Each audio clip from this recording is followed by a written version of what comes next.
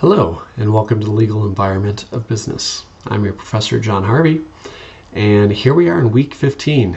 Woohoo! You've made it! All right, well done, guys. This course is intense. There are a lot of chapters. There's a lot of material, and so you guys should feel very proud of yourselves to have gotten through this course. There's just a lot there. So this week you are working on chapter 26 and 27. Those are the final chapters in the course. You're working on the final test. That test is not cumulative. It doesn't go back all the way to chapter 1. It's just since the last test. So hopefully that helps you alleviate a little bit of concern there. And then I did want to touch base again on the case studies. So last week those were assigned as a required, assignment.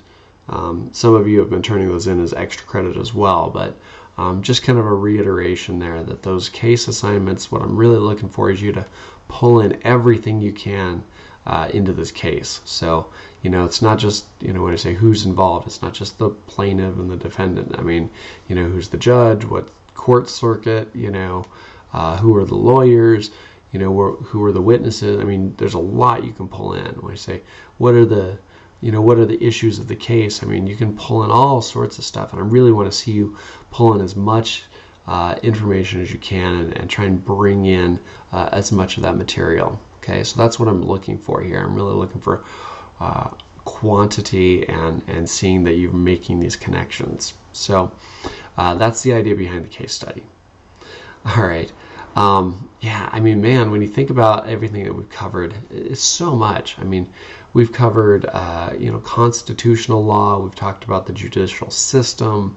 We've talked about, all the contract stuff between the UCC and the Article 2 stuff. And then we talk about employment law. I mean, we talk about corporate formations. I mean, man, oh man, we just really give you a ton of stuff in this course.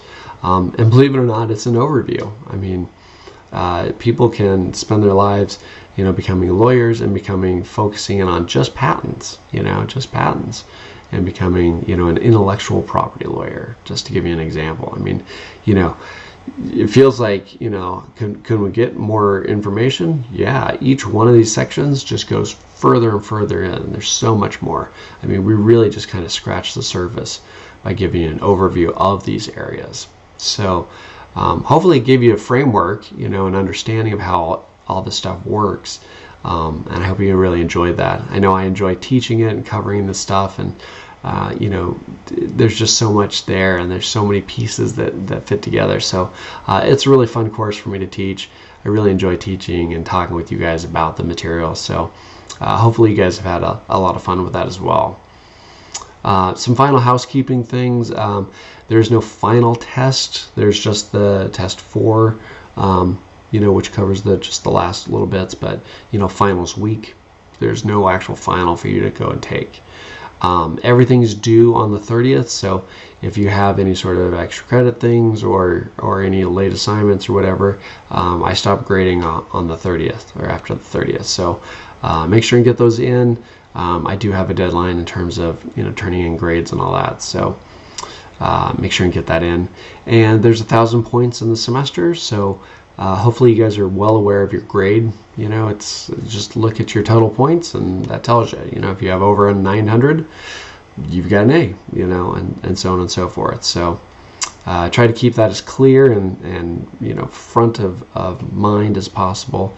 So hopefully there's no surprises or shocks there for you guys. All right, guys. With that, have a great week. Have a great finals time. Have a wonderful summer or summer vacation, whatever you're doing. Best of luck in the future endeavors.